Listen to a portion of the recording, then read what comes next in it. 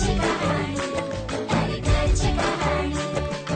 मी आहे ती जुन्या कन्यासारखी. Ready and action.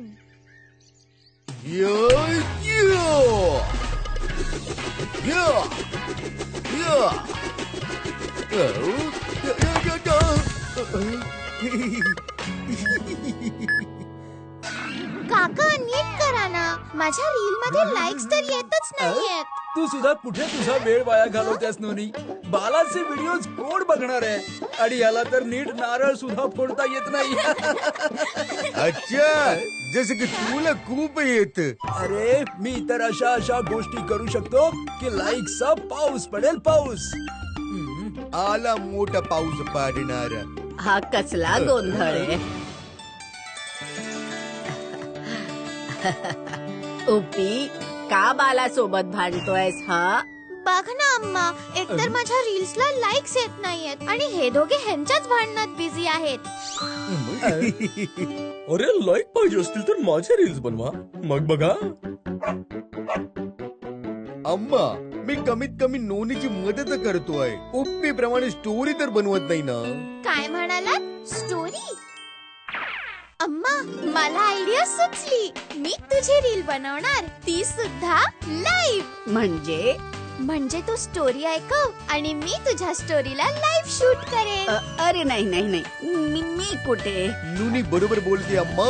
यामुळे आमच्या प्रमाणे इतर लोक सुद्धा आपल्या स्टोरीचा आनंद घेऊ शकतील. अच्छा, मग ठीक आहे. It's story time with Sudha अम्मा.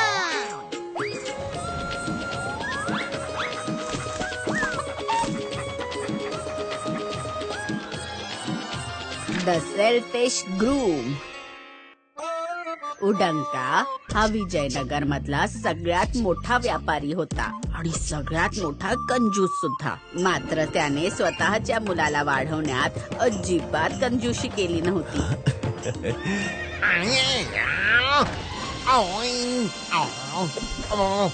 अगदी लाडा कौतुकात एखाद्या राजकुमाराप्रमाणे वाढवलं होतं. अरे माझ्या लाडक्या मुला, मी पडताना बघून तुला हसू येतंय का? तर मी पुन्हा पडतो मग.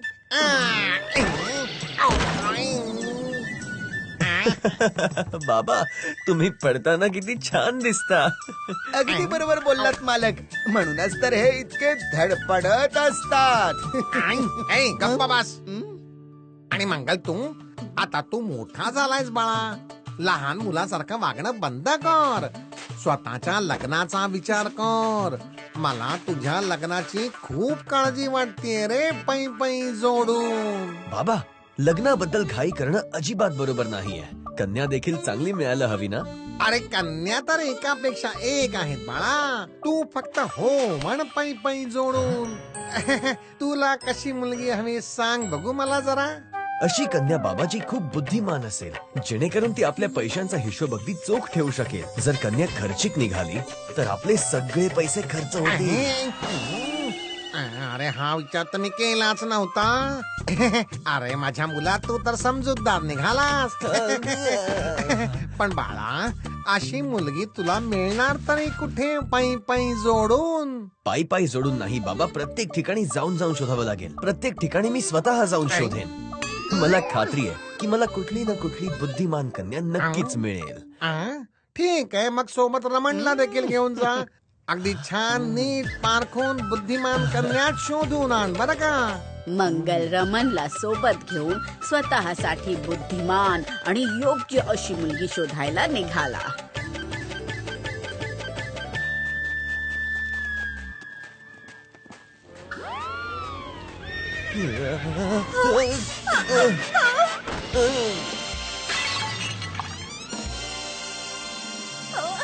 अरे हे काय केलंस?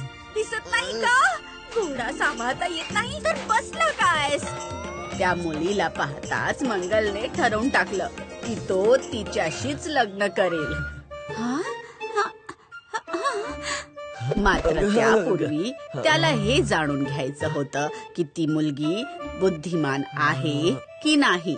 हे कन्या, तुझं सौंदर्य अद्भुत आहे. मी तुझ्याशी विवाह करू इच्छितो. दिसायला तर तू सुद्धा खूप चांगला आहेस, मात्र विवाहासाठी तुला माझ्या वडिलांशी बोलावं लागेल. ते सुद्धा करेन, मात्र त्यापूर्वी माझी एक अट आहे. जर तुला माझी ही अट मान्य असेल तर बोल. अट? कसली अट? या धान्याच्या मदतीने तू डाळ, भात, भाजी आणि दही बनवू शकतेस. जर तू असं करू शकलीस तरच मी तुझ्याशी लग्न करेन. ही कसली अट झाली? ह्याने भाजी आणि दही कसं बनणार? मला नाही करायचंय लग्न.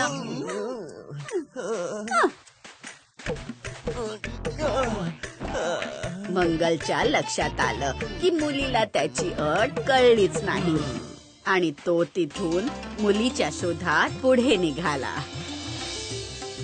अशा प्रकारे मंगल अनेक मुलींना भेटला, मात्र त्याच्या अटीचं उत्तर कोणाकडेच नव्हतं.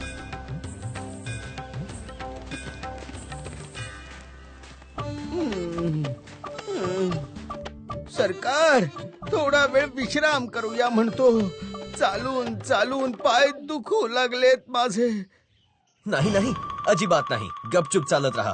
ही विश्राम करायची वेळ नाही. बघावं तेव्हा आरामच करायचा असतो ह्यांना. हो हो, आलं लक्षात. तू देखील दमलायस. चल ठीक आहे, आज इथेच विश्राम करू आपण.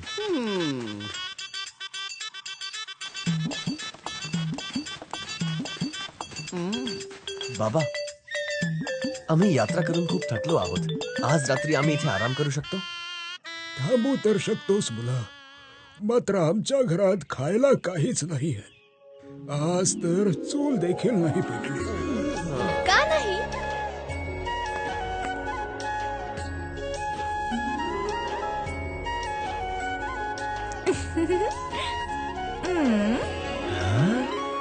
तुम्ही दोघे इथे थांबू शकता. अतिथीची सेवा करणं हा तर धर्म आहे. तुम्ही विश्राम करा, तोपर्यंत मी भोजनाचा प्रबंध करते.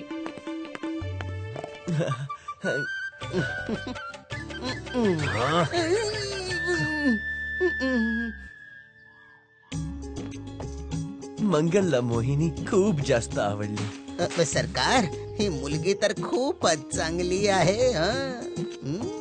चांगली तर आहे, पण मला हे देखील बघायचंय की ही बुद्धिमान आहे की नाही. हे कन्या, मी तुझ्याशी विवाह करू इच्छितो. मला तू खूप आवडलीस.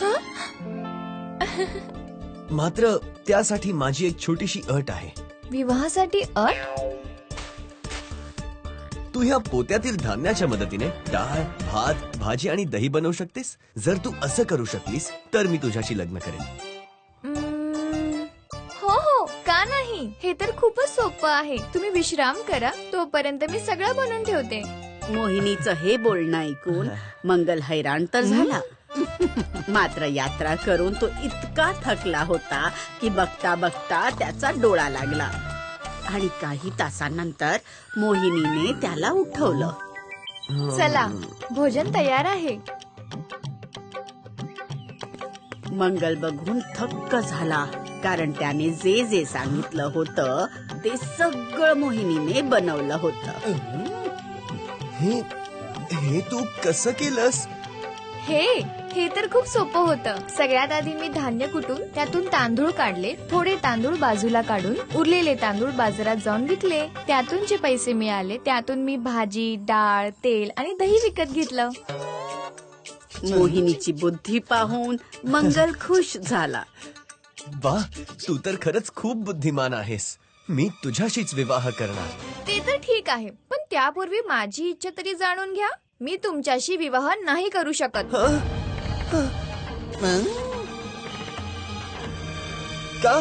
कारण तू खूपच मतलबी माणूस आहेस. बघ तुझ्या घोड्याची अवस्था आणि रमण, त्यांना बघ, ते केवढे थकलेले आहेत आणि तुला ह्यांची काहीच चिंता नाही. पण मग तू हे सगळं आधी का नाही सांगितलंस? ते यासाठी की तुला असं नको वाटायला की मी तुझी अट पूर्ण नाही करू शकत. समजलं मला. तू खरं बोलत आहेस, पण आता मी असं अजिबात नाही करणार. मोहिनीचा नकार ऐकून मंगल दुःखी तर झाला, मात्र तिचं म्हणणं त्याच्या लक्षात आलं होतं. तो विचार करता करता गुपचूप तिथून निघून गेला. आणि काही दिवसांनंतर बैलगाडीतून जाणाऱ्या मोहिनीने मंगलला त्याच्या घोड्याला प्रेमाने खायला घालत असताना पाहिलं.